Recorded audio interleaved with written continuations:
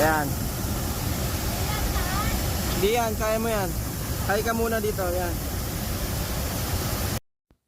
Hello mga Kabs at Jackie, this is it.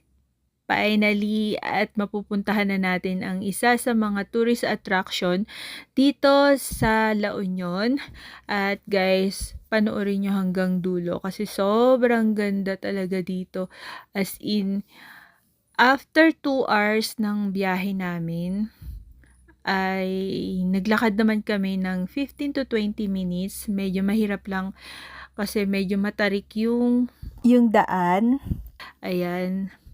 At nga pala guys, bago kayo makapunta dito, kailangan nyo magpa-register sa City Hall or magbayad ng environmental fee na 30 pesos each plus yung tour guide na 700.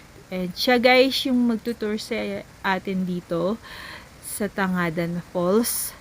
Ayan. Ang maganda pa kasi bukod sa itutour ka nila, babantayan nila yung mga gamit mo and sasamahan ka nila hanggang sa paglalangoy mo, and then taga-picture na rin sila, taga-video, ayan. So this is it guys, worth it yung pagod mo. Yung paglalakad mo papunta dito, and sakto yung init ng panahon dito sa La Union.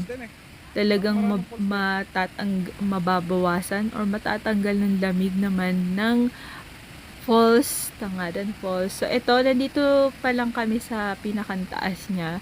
Pwede tayong magpa-picture dito. Ayan.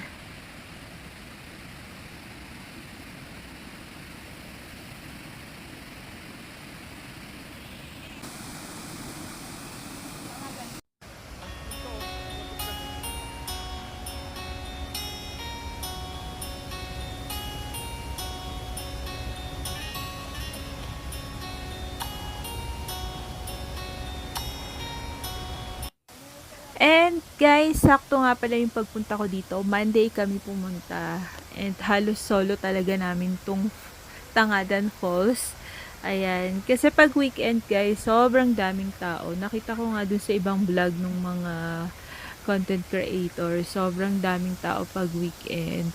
And mas pinili namin na ngayon na kami pumunta ng Monday para masolo ko and ma-enjoy ko naman tong falls. This is it! OMG guys, sobrang ganda ng falls dito sa Tangadan Falls.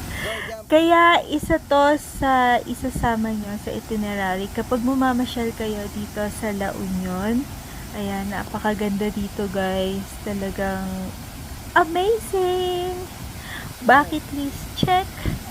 So, ayan, meron naman tayong isang napuntahang napakagandang falls dito sa Philippines.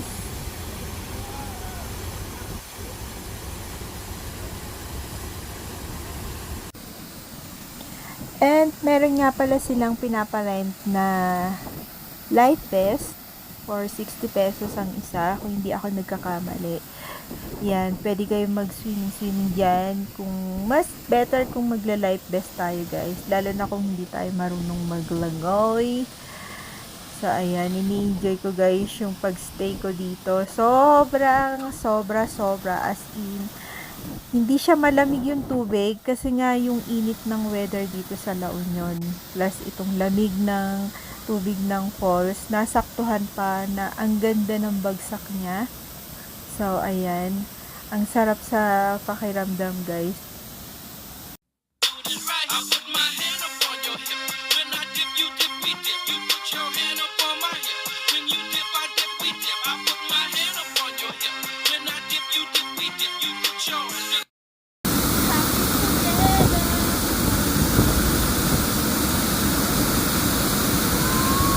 Thank you for watching.